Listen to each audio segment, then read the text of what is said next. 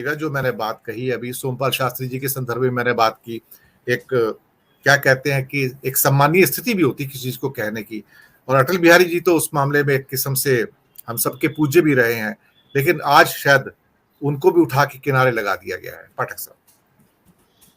दिनेश जी, अटल जी की बात आपने कही है। मैं सौभाग्य से ग्वालियर का ही हूँ। कई तरह के संयोग जुड़े हुए हैं अटल जी के साथ।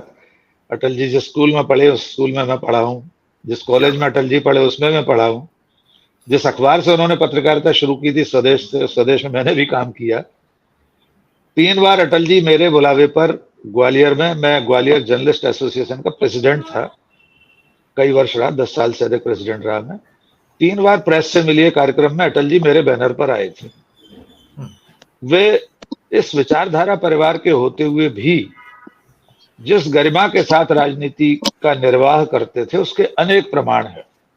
उनका संसद में दिया गया एक भाषण बहुत वायरल होता है कि सत्ताएं आएंगी जाएंगी, लोकतंत्र बचना चाहिए। बहुत लंबा भाषण है उनका।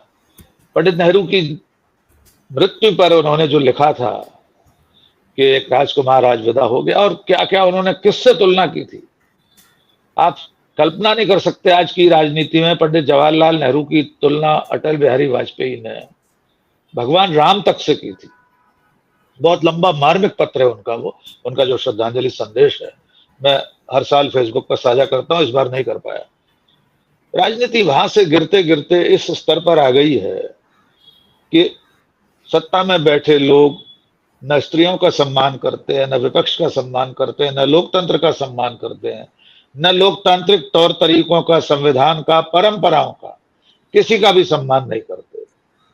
बहुत कुछ योगदान दूसरे दलों का भी है, ऐसा बिल्कुल नहीं कह सकते कि कांग्रेस की तरफ से ऐसी भूलें नहीं हुई होंगी, लेकिन भारतीय जनता पार्टी का पलड़ा इतना भारी है कि उसमें अब शालीनता की, राजनीति में शालीन भाषा की, संस्कारों की उम्मीद करना अब बबूल पर गुलाब को ढूंढने जैसी कोशिश है।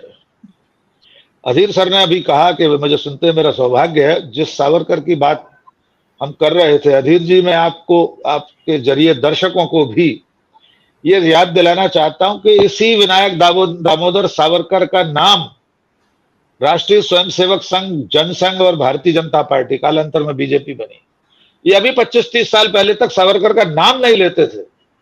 दिनेश सर, गांधी हत्याकांड में अभियुक्त थे सावरकर, वो तस्वीर सामने आ जाती थी अदालत की जिसमें पीछे की बेंच पर सावरकर बैठे हैं गोडसे के पीछे। उस तस्वीर के चलते और गांधी की हत्या में उनकी कथित संलिप्तता के चलते संघ की हिम्मत नहीं थी सावरकर को अपना बताने की। सावरकर खुद संघ के विरोधी थे, लेकिन अब गंगा में इतना पानी बह गया है कि लोक लाज की सारी सीमाएं पार कर दी गई हैं, और उस सावरकर को, जिसे कल तक वे नाम लेने को तैयार नहीं थे, जिसका, जो सावरकर गाय को मारकर खाने का हिमायती थे कि गाय को खाया जा सकता है जरूरत पड़े तो, गाय एक मूर्ख पशु है, ये सब सावरकर के लिखित निबंध में है, उसे अब राष्ट्रपिता की जगह स्थापित करना चाहते हैं। अभी 2 दिन पहले भारतीय जनता पार्टी के राष्ट्रीय प्रवक्ता सुधांशु त्रिवेदी ने एक डिबेट में भारत की आजादी तक को नकारने वाला वाक्य कहा, और यह कहा कि कोई खुद को राष्ट्रपिता कहने लगता है। तब कांग्रेस की प्रवक्ता ने कहा गांधी ने खुद को राष्ट्रपिता कभी नहीं कहा, वे तो कभी मानते भी नहीं हो रहे होंगे। सुभाष चंद्र बोस ने उन्हें राष्ट्रपिता कहा। सुभाष चंद्र बोस ने राष्ट्रपिता कहा था उनको। जी बिल्कुल। और जब बा की मृत्यु हुई थी वहां पर पुणे में आगा खां में पैलेस में जब वे कैद थे, तब जो चिट्ठी लिखी थी नेताजी सुभाष चंद्र बोस ने बा की मृत्यु पर, कस्तूरबा की मृत्यु पर, उसमें उन्हें राष्ट्रमाता कहा था। और अपने संबोधन में कि आज हम युद्ध शुरू करने जा रहे हैं, हमें बापू आपका आशीर्वाद चाहिए, ये उस संदेश में राष्ट्रपिता कहा था बापू को। तो जो विचार परिवार राष्ट्रीय चैनल पर खड़े होकर महात्मा गांधी के राष्ट्रपिता होने को खारिज करता हो, जो विचार परिवार जिस पार्टी का राष्ट्रीय प्रवक्ता आजादी को ही खारिज कर रहा था, वो झांसी वाली दीदी थी ना ऋचा पाठक, भारतीय जनता युवा मोर्चा की कार्यकर्ता, लल्लन टॉप के इंटरव्यू में कह रही थी कि भारत को आजादी तो लीज पर मिली, अभी खत्म होने वाली है कुछ साल बाद। यह स्तर एक छोटी कार्यकर्ता का से लेकर केंद्रीय मंत्री रहे राष्ट्रीय प्रवक्ताओं तक का यह स्तर है तो विश्वास कीजिए वे गांधी को खारिज करना चाहते हैं और गोडसे और सावरकर को स्थापित करना चाहते हैं। असली लड़ाई यही है। राहुल गांधी इसी लड़ाई में दीवार बनकर सामने खड़े हैं संघ परिवार के, और बहुत सारे लोग, आप जैसे हम सब लोग यहाँ इस वक्त जो 6 लोग इस पटल पर हैं, हम भी ऐसा नहीं होने देंगे। हमारा बस चलेगा तो हम इसके लिए अपनी जिंदगी की हर कुर्बानी दे देंगे। गोडसे और सावरकर को गांधी जी की जगह स्थापित तो नहीं ही होने देंगे। तो ये लड़ाई अभी आगे और बढ़नी है, और मुझे लगता है राजनीतिक से ज्यादा ये वैचारिक और सामाजिक लड़ाई है दिनेश जी, जिसे लड़ा जाना जरूरी है। एक तरह से देश की स्वतंत्रता की, हमारे राष्ट्रीय परिदृश्य की तीसरी आजादी की लड़ाई, अगर इसको मैं कहना चाहूं।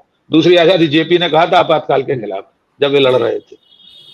तो मैं ये मानता हूं कि राहुल गांधी सही दिशा में मर्म पर चोट कर रहे हैं। संघ के मर्म पर, नरेंद्र मोदी के मर्म पर वे जो चुटकियां ले रहे हैं विश्व मंचों पर, वो पर्याप्त है तिल मिलाने के लिए। जी दिनेश जी।